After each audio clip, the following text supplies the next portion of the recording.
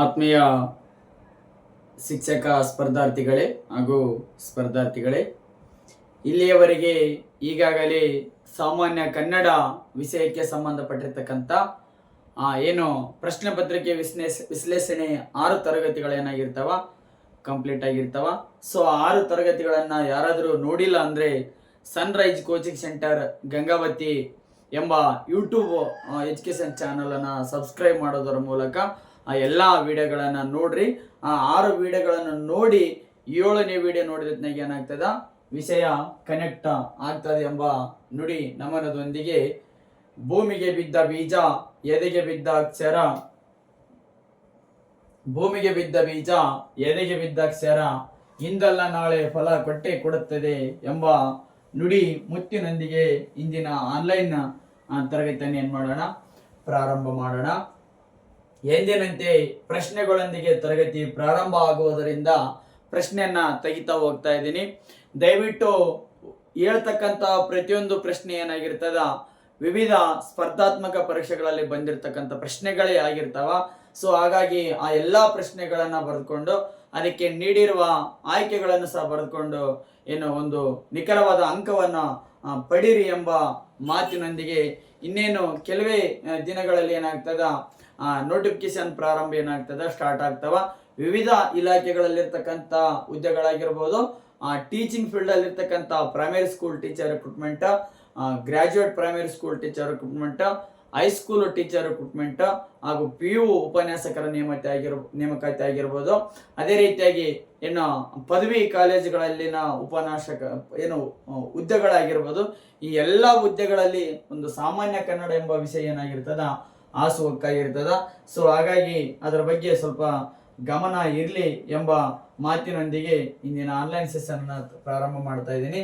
I think ಇದು class ಏನಾಗಿರ್ತದ 7 ಆಗಿರ್ತದೆ, ಇದು 7ನೇ ತರಗತಿ ಆಗಿರ್ತದೆ.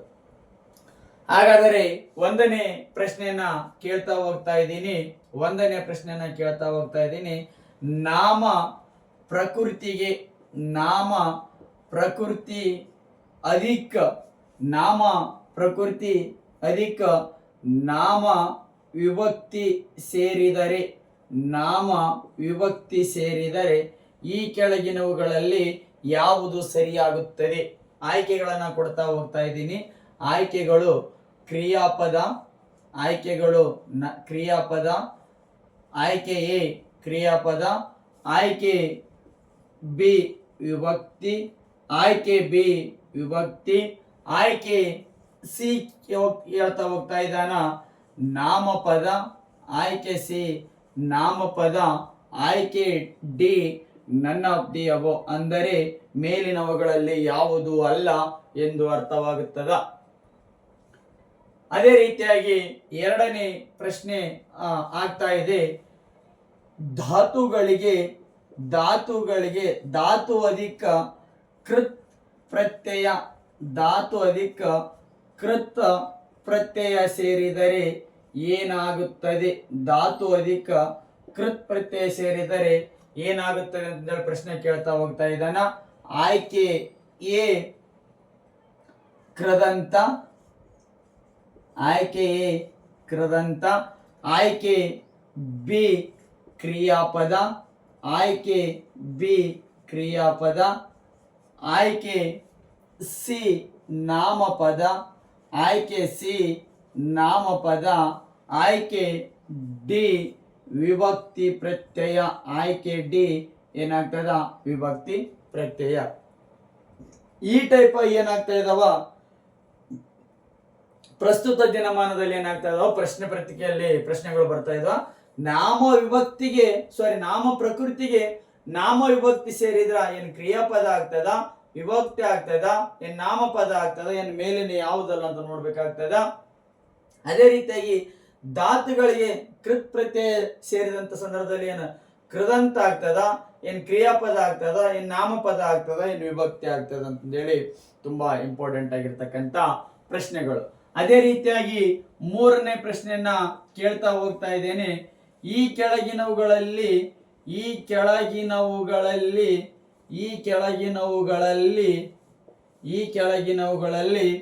ಯಾವುದಕ್ಕೆ ಅಥವಾ ಯಾವ ವ್ಯಾಕರಣಕ್ಕೆ ವ್ಯಾಕರಣಕ್ಕೆ ಸ್ವತಂತ್ರವಾದ ಅರ್ಥ ಇಲ್ಲ, ಸ್ವತಂತ್ರವಾದ ಅರ್ಥ ಇಲ್ಲ ಅಂತ ಪ್ರಶ್ನೆಯನ್ನ ತುಂಬಾ ಸಾರಿ ಪ್ರಶ್ನೆಯನ್ನು ಕೇಳಿದಾನ. ಆಯ್ಕೆಗಳನ್ನ ಕೊಡ್ತಾ ಹೋಗ್ತಾ ಇದ್ದಾನ. ನಾಮಪದ ಆಯ್ಕೆ ಎ ನಾಮಪದ, ಆಯ್ಕೆ ಬಿ ಕ್ರಿಯಾಪದ, ಆಯ್ಕೆ ಸಿ ವಿಭಕ್ತಿ ಪ್ರತ್ಯಯ,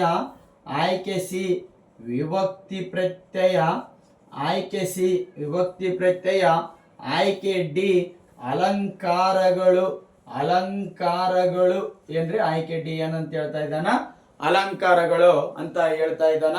ಸೊ ದಯವಿಟ್ಟು ಏನು ಸಮಯದ ಅಭಾವ ಇರೋದರಿಂದ ಸೊ ಓದಿನ ಕಡೆಗೆ ಏನಾಗಿರ್ಬೇಕು, ನಿಮ್ಮ ಮನಸ್ಸು ನಿರಂತರತೆಯನ್ನ ಪಡೆದುಕೊಂಡಿರ್ಬೇಕೆಂಬ ಮಾತನ್ನ ಹೇಳ್ತಾ 3 ಪ್ರಶ್ನೆಗಳನ್ನ ಕೇಳಿದೀನಿ.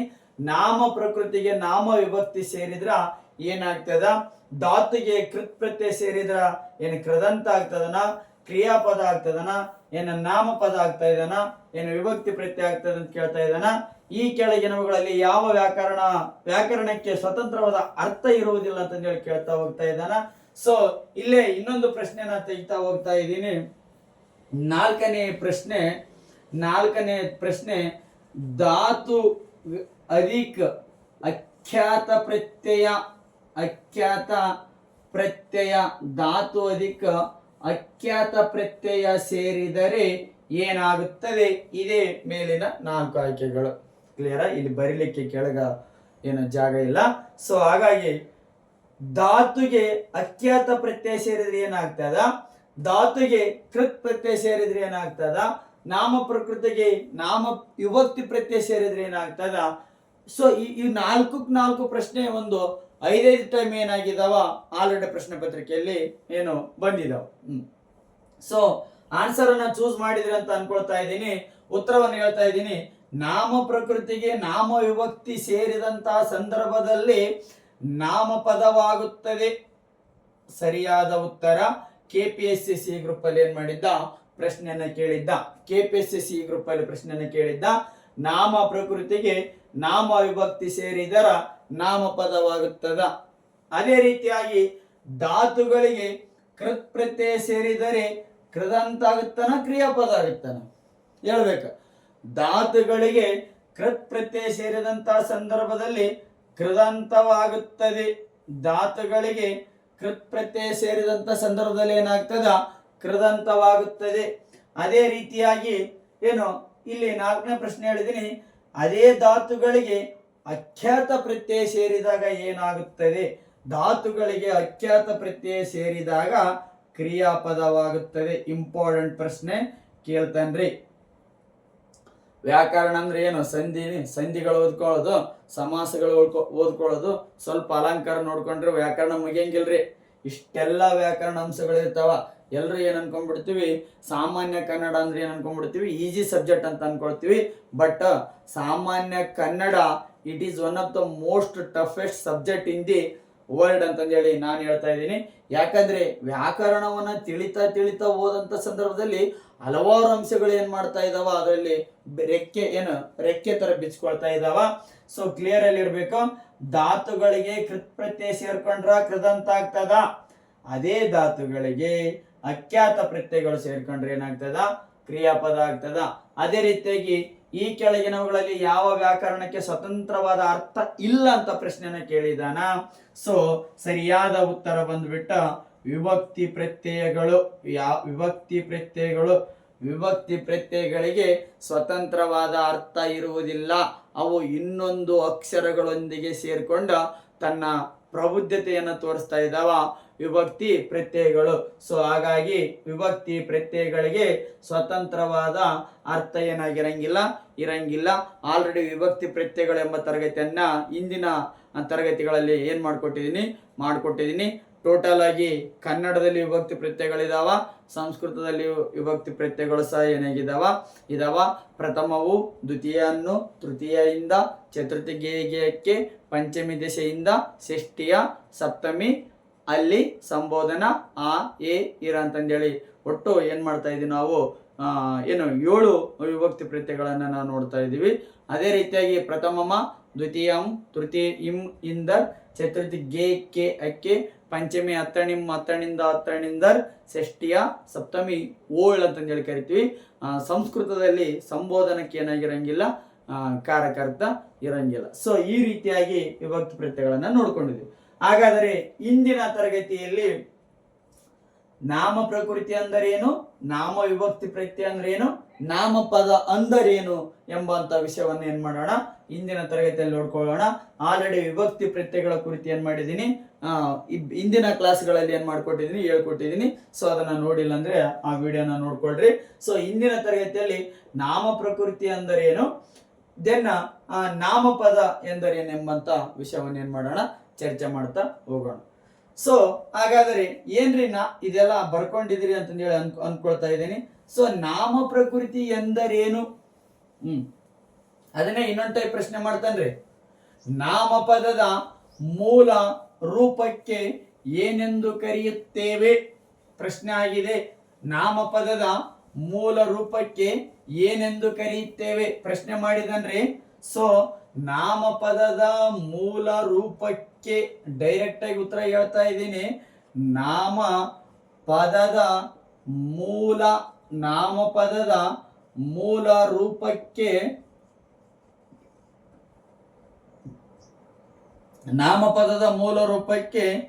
ನಾಮ ಪ್ರಕೃತಿ, ಇದೇ ಇಂಪಾರ್ಟೆಂಟ್ ಪದ. ನಾಮಪದದ ಮೂಲ ರೂಪಕ್ಕೆ ನಾಮ ಪ್ರಕೃತಿ ಅಥವಾ, ಕ್ಲಿಯರ್, ನಾಮಪದದ ಮೂಲ ರೂಪಕ್ಕೆ ನಾಮ ಪ್ರಕೃತಿ ಅಥವಾ ತದ್ದಿತ ಪ್ರತ್ಯಯ ಅಂತಂದು ಹೇಳಿ ನಾವೇನು ಕರಿತೀವಿ, ಕರಿತಾ ಹೋಗ್ತಾ ಇದೀವಿ. ಇದೇ ಶಬ್ದವನ್ನ KPSC ನಡೆಸಿರ್ತಕ್ಕಂಥ ಸಿ ಗ್ರೂಪ್ ಅಲ್ಲಿ ಕೇಳಿದ್ದ ನಾಮಪದದ ಮೂಲ ರೂಪಕ್ಕೆ ಏನೆಂದು ಕರೆಯುತ್ತೇವೆ ಅಂತ ಪ್ರಶ್ನೆ ಕೇಳಿದ್ದ.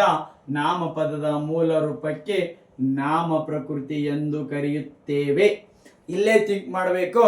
ಕ್ರಿಯಾಪದದ ಮೂಲ ರೂಪಕ್ಕೆ ಏನೆಂದು ಕರೆಯುತ್ತೇವೆ, ಕ್ರಿಯಾಪದದ ಮೂಲ ರೂಪಕ್ಕೆ ಧಾತು ಎಂದು ಏನನ್ನು ಮಾಡ್ತೀವಿ ನಾವು ಕರಿತೀವಿ. ನಾಮಪದದ ಮೂಲ ರೂಪಕ್ಕೆ ನಾಮ ಪ್ರಕೃತಿ ಎಂದು ಕರೆದರೆ ಕ್ರಿಯಾಪದದ ಮೂಲ ರೂಪಕ್ಕೆ ಧಾತು ಎಂದು ಕರೆಯುತ್ತೇವೆ. ಧಾತುಗಳಿಗೆ ಕೃತ್ ಪ್ರತ್ಯಯ ಸೇರ್ಕೊಂಡ್ರೆ ಕೃದಂತಗಳಾಗ್ತಾವ, ಧಾತುಗಳಿಗೆ ಅಖ್ಯಾತ ಪ್ರತ್ಯಯಗಳು ಸೇರ್ಕೊಂಡ್ರೆ ಏನಾಗ್ತಾವ, ಕ್ರಿಯಾಪದ ಆಗ್ತಾವ. ಕ್ರಿಯಾಪದದ ಮೂಲ ರೂಪಕ್ಕೆ ಧಾತು ಎಂದು ಕರೆಯುತ್ತೇವೆ. ನಾಮಪದದ ಮೂಲ ರೂಪಕ್ಕೆ ನಾಮ ಪ್ರಕೃತಿ ಅಥವಾ ತದ್ದಿತ ಪ್ರತ್ಯಯ ಅಂತ ಹೇಳಿ ಕರಿತೀವಿ. ಸೊ ಹಾಗಾದರೆ ನಾಮ ಪ್ರಕೃತಿಯಲ್ಲಿ ಎಷ್ಟು ಪ್ರಕಾರಗಳಿದಾವೆ? ನಾಮ ಪ್ರಕೃತಿಯಲ್ಲಿ 2 ಪ್ರಕಾರಗಳಿದಾವ. ಒಂದು ಸಹಜ ನಾಮ ಪ್ರಕೃತಿ, ಇನ್ನೊಂದು ಸಾಧಿತ ನಾಮ ಪ್ರಕೃತಿ. ಒಂದು ಸಹಜ ನಾಮ ಪ್ರಕೃತಿ, ಇನ್ನೊಂದು ಸಾಧಿತ ನಾಮ ಪ್ರಕೃತಿ. ಸರ್ ಹಾಗಾದ್ರೆ ಸಹಜ ನಾಮ ಪ್ರಕೃತಿ ಎಂದರೇನು ಅಂತಂದು ಹೇಳಿ ನಿಮಗೆ ಪ್ರಶ್ನೆ ಬರ್ತದ. ಸಹಜ ನಾಮ ಪ್ರಕೃತಿ ಅಂದರೆ ಏನು? ನಾಮಪದದ ಮೂಲ ರೂಪನ ನಾವೇನಂತ ಕರಿತೀವಿ, ನಾಮ ಪ್ರಕೃತಿ ಅಂತ ಹೇಳಿ ಕರಿತೀವಿ. ಇಲ್ಲಿ ಸಹಜ ಎಂಬ ಪದ ಬಂದಿರೋದ್ರಿಂದ ಮರಗಳ ಹೆಸರನ್ನು, ವಸ್ತುಗಳ ಹೆಸರನ್ನು, ವಸ್ತುವಿನ ಗುಣರೂಪವನ್ನು ಏನು ಎಕ್ಸ್ಪ್ಲೇನ್ ಮಾಡ್ತಕ್ಕಂಥ ಅಕ್ಷರಗಳಿಗೆ ನಾವೇನಂತ ಕರಿತೀವಿ, ಸಹಜ ನಾಮ ಪ್ರಕೃತಿಗಳಂತಂದೇಳಿ ನಾವು ಕರಿತಾ ಹೋಗ್ತಾ ಇದೀವಿ. ಸೊ ಇಂದಿನ ತರಗತಿಯಲ್ಲಿ ಸಹಜ ನಾಮ ಪ್ರಕೃತಿಯಲ್ಲಿ ಎಷ್ಟು ಪ್ರಕಾರಗಳಿದಾವೆ ಅಂತಂದೇಳಿ ಡಿಸ್ಕಸ್ ಮಾಡ್ತಾ ಹೋಗೋಣ. ಸಹಜ ನಾಮ ಪ್ರಕೃತಿಗೆ ಟೋಟಲ್ ಸರ್ ಇಲ್ಲಿ ನಾಮಪದದ ಮೂಲ ರೂಪಕ್ಕೆ ನಾಮ ಪ್ರಕೃತಿ ಅಂತಂದೇಳಿ ಕರೀದಿರಲ್ರಿ, ಅದನ್ನ ಯಾವ ತರ ಅಂತಂದೇಳಿ ತಿಳಿಸ್ರಿ ಅಂತಂದೇಳಿ ನಿಮ್ಮಲ್ಲಿ ಏನಾದ್ರು ಪ್ರಶ್ನೆ ಬಂದಿತ್ತಂದ್ರೆ ಇಲ್ಲಿ ಬರಿತಾ ಹೋಗ್ತಾ ಇದ್ದೀನಿ. ಇದು ಪ್ರಕೃತಿ, ಇದೇನಾಗಿರ್ತದ ಪ್ರಕೃತಿ ಅಧಿಕ ವಿಭಕ್ತಿ ಪ್ರತ್ಯಯ. ಪ್ರಕೃತಿ ಅಧಿಕ ವಿಭಕ್ತಿ ಪ್ರತ್ಯಯ ಮುಂದೆ ಏನಾಗಿರ್ತದ, ನಾಮ ಪದ ಆಗಿರ್ತದ. ಇಲ್ಲಿ ಪ್ರಕೃತಿ ರಾಮ ಅಧಿಕ ಉ ರಾಮನು ಎಂಬುದು ನಾಮಪದ, ರಾಮ ಎಂಬುದು ಪ್ರಕೃತಿ, ಉ ಎಂಬುದು ಏನಾಗಿರ್ತದ ವಿಭಕ್ತಿ ಪ್ರತ್ಯಯ ಆಗಿರ್ತದ. ಇಲ್ಲಿ ಪ್ರಕೃತಿ ಚಿರತೆ ಚಿರತೆ, ಅಧಿಕ್ ಅನ್ನು, ಅಧಿಕ್ ಅನ್ನು, ಚಿರತೆಯನ್ನು, ಚಿರತೆಯನ್ನು, ಚಿರತೆ, ಅಧಿಕ್ ಅನ್ನು, ಚಿರತೆಯನ್ನು. ಚಿರತೆಯನ್ನು ಎಂಬುದು ನಾಮಪದ, ಅನ್ನು ಎಂಬುದು ವಿಭಕ್ತಿ, ಚಿರತೆ ಎಂಬುದು ಪ್ರಕೃತಿ ಆಗಿರ್ತದ. ಯಾವ ಪ್ರಕೃತಿ ಅಂತಂದೇಳಿ ನಿಮಗೆ ಪ್ರಶ್ನೆ ಬರ್ತದ? ಸಹಜ ಪ್ರಕೃತಿ, ಸಹಜ ಪ್ರಕೃತಿ ಆಗಿರ್ತದ. ಸಹಜ ಪ್ರಕೃತಿ, ಸಾಧಿತ ಪ್ರಕೃತಿ ಅಂತಂದೇಳಿ ನಾವು ಎರಡು ಪ್ರಕಾರಗಳನ್ನು ನೋಡ್ತಿದ್ವಿ. ಸಹಜ ನಾಮ ಪ್ರಕೃತಿ, ಸಾಧಿತ ನಾಮ ಪ್ರಕೃತಿ ಅಂತಂದೇಳಿ ನಾವು ನೋಡ್ತಾ ಇದೀವಿ. ಅದೇ ರೀತಿಯಾಗಿ ಮರ, ಅಧಿಕ್ ಅನ್ನು, ಪ್ರಥಮವು, ದ್ವಿತೀಯ ಅನ್ನು. ಅನ್ನು ಎಂಬುದು ದ್ವಿತೀಯ ವಿಭಕ್ತಿ ಪ್ರತ್ಯಯ ಆಗಿರ್ತದ. ಅದಕ್ಕ ಸಹಜ ನಾಮ ಪ್ರಕೃತಿ ಮರ ಸೇರ್ಕೊಂಡಿರ್ತದ. ಮರಕ್ಕ ಅನ್ನು ಸೇರ್ಕೊಂಡು ಏನಾಗಿರ್ತದ? ಮರವನ್ನು.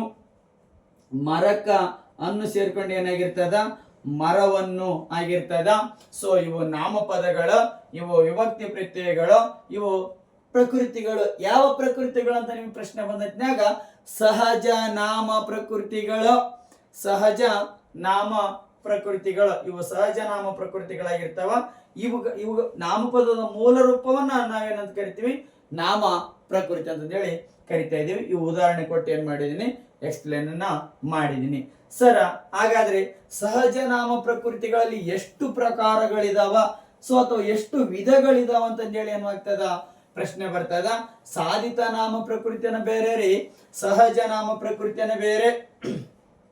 ಕ್ಲಿಯರ?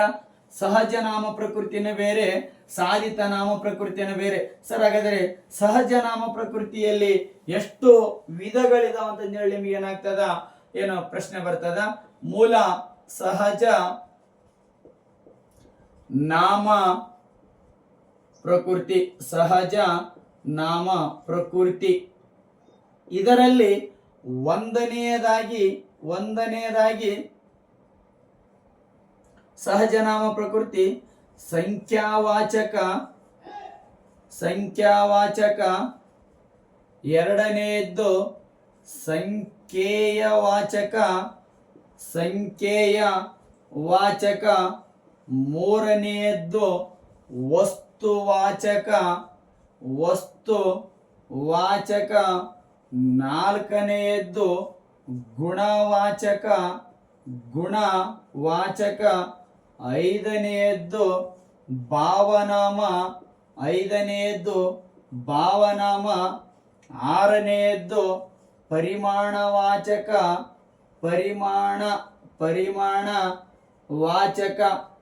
ಏಳನೆಯದ್ದು ಪ್ರಕಾರವಾಚಕ, ಏಳನೇದ್ದೇನಾಗಿರ್ತದ? ಪ್ರಕಾರ ವಾಚಕ. ಏಳನೆಯದ್ದು ಪ್ರಕಾರವಾಚಕ, ಸಂಖ್ಯಾವಾಚಕ, ಸಂಖ್ಯೇಯವಾಚಕ, ವಸ್ತುವಾಚಕ, ಗುಣವಾಚಕ, ಭಾವನಾಮ, ಪರಿಮಾಣವಾಚಕ, ಪ್ರಕಾರವಾಚಕ. ಅದೇ ರೀತಿಯಾಗಿ ನಾಮವಾಚಕ, ಅದೇ ರೀತಿಯಾಗಿ ನಾಮವಾಚಕ. ಈ ರೀತಿಯಾಗಿ ಏನಾಗಿರ್ತಾವ? ಸಹಜ ನಾಮ ಪ್ರಕೃತಿಯಲ್ಲಿ ಹಲವಾರು ವಿಧಗಳು ಬರ್ತಾವ. ಸಂಖ್ಯಾವಾಚಕ, ಅದೇ ರೀತಿಯಾಗಿ ಒಂಬತ್ತನೆಯದ್ದು ದಿಗ್ವಾಚಕ,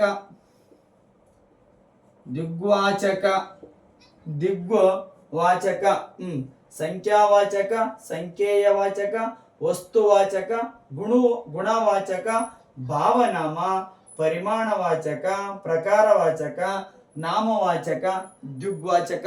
ಈ ರೀತಿಯಾಗಿ ಏನಾಗಿರ್ತಾವ? ಸಹಜ ನಾಮ ಪ್ರಕೃತಿಯಲ್ಲಿ ಪ್ರಕಾರಗಳಿರ್ತಾವ. ಈ ಪ್ರಕಾರಗಳಿರ್ತಕ್ಕಂಥ ವಿಷಯಗಳೇನು? ಸಂಖ್ಯಾವಾಚಕ ಅಂದ್ರೇನು, ಸಂಖ್ಯೇಯ ಅಂದ್ರೇನು, ವಸ್ತುವಾಚಕ ಅಂದ್ರೇನು, ಗುಣವಾಚಕ ಅಂದ್ರೇನು, ಭಾವನಾಮ ಅಂದ್ರೇನು, ಪರಿಮಾಣ ಅಂದ್ರೇನು, ಪ್ರಕಾರ ಅಂದ್ರೇನು, ನಾಮವಾಚಕ ಅಂದ್ರೇನು, ದಿಗ್ವಾಚಕ ಅಂದ್ರೇನು, ಈ ಎಲ್ಲ ವ್ಯಾಕರಣದ ಅಂಶಗಳನ್ನ ಏನ್ ಮಾಡೋಣ? ಮುಂದಿನ ತರಗತಿಯಲ್ಲಿ ಏನ್ ಮಾಡೋಣ? ಡಿಸ್ಕಸ್ ಮಾಡೋಣ. ಸೊ ಒಂದೊಂದೇ ಇಂಪಾರ್ಟೆಂಟ್ ಪಾಯಿಂಟ್ ಅನ್ನು ಏನ್ ಮಾಡ್ತಾ ಹೋಗೋಣ? ಕಲಿತಾ ಹೋಗೋಣ. ಇಂದಿನ ತರಗತಿಯಲ್ಲಿ ನಾಮಪದದ ಮೂಲ ರೂಪಕ್ಕೆ ಏನೆಂದು ಕರೆಯುತ್ತೇವೆ? ನಾಮಪದದ ಮೂಲ ರೂಪಕ್ಕೆ ನಾಮ ಪ್ರಕೃತಿ ಅಥವಾ ಪ್ರಕೃತಿ ಎಂದು ಕರೆಯುತ್ತೇವೆ. ಕ್ರಿಯಾಪದದ ಮೂಲ ರೂಪಕ್ಕೆ ಏನೆಂದು ಕರೆಯುತ್ತೇವೆ? ಧಾತು ಎಂದು ಕರೆಯುತ್ತೇವೆ. ನಾಮ ಪ್ರಕೃತಿಗೆ ವಿಭಕ್ತಿ ಪ್ರತ್ಯಯ ಸೇರಿದ್ರ ನಾಮಪದ ಆಗ್ತದ. ಅದೇ ರೀತಿಯಾಗಿ ಧಾತುಗಳಿಗೆ ಕೃತ್ ಪ್ರತ್ಯಯ ಸೇರಿದ್ರ ಕೃದಂತ ಆಗ್ತದ.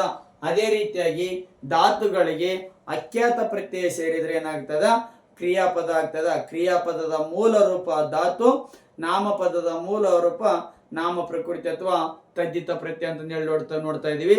ಏನು ವಿಭಕ್ತಿ ಪ್ರತ್ಯಯಗಳಿಗೆ ಯಾವುದೇ ರೀತಿಯ ಸ್ವತಂತ್ರವಾದ ಏನಿರಂಗಿಲ್ಲ, ಅರ್ಥ ಇರಂಗಿಲ್ಲ. ಸೊ ಇಷ್ಟೆಲ್ಲ ಅಂಶಗಳನ್ನ ಏನ್ ಮಾಡಿದ್ವಿ, ಇಂದಿನ ತರಗತಿಯಲ್ಲಿ ಏನ್ ಮಾಡಿದ್ವಿ, ಡಿಸ್ಕಸ್ ಮಾಡಿದ್ವಿ. ಒಂದೊಂದು ಪದನು ಏನಾಗಿರ್ತಾವ, ಪರೀಕ್ಷಾ ದೃಷ್ಟಿಯಿಂದ ಏನಾಗಿರ್ತಾವ, ಇಂಪಾರ್ಟೆಂಟ್ ಆಗಿರ್ತಾವ. ಮುಂದಿನ ತರಗತಿಯಲ್ಲಿ ಸಂಖ್ಯೆ ಅಂದ್ರೆ ಏನು, ಈ ಎಲ್ಲ ವ್ಯಾಕರಣ ಅಂಶಗಳನ್ನ ಏನ್ ಮಾಡ್ತೀನಿ, ಡಿಸ್ಕಸ್ ಮಾಡ್ತಾ ಹೋಗ್ತೀನಿ. ಅದೇ ರೀತಿಯಾಗಿ ಏನು ದೋಣಿ ಬದಲಿಸುವಾಗ ಅಗತ್ಯವಿಲ್ಲ, ಏನು ದಿಕ್ಕನ್ನು ಬದಲಿಸಿದರೆ ಸಾಕು, ನೀ ಸೇರುವ ದಡ ಎದುರಾದಿತ್ತು ದಡ ಎದುರಾದಿತ್ತು ಎಂಬ ನುಡಿ ನಮನದೊಂದಿಗೆ ಏನು ಇಂದಿನ ಆನ್ಲೈನ್ ಸೆಷನ್ ಅನ್ನ ಮುಗಿಸ್ತಾ ಇದ್ದೇನೆ. Wish you all the best. ಎಲ್ಲರಿಗೂ ಒಳ್ಳೆಯದಾಗಲಿ.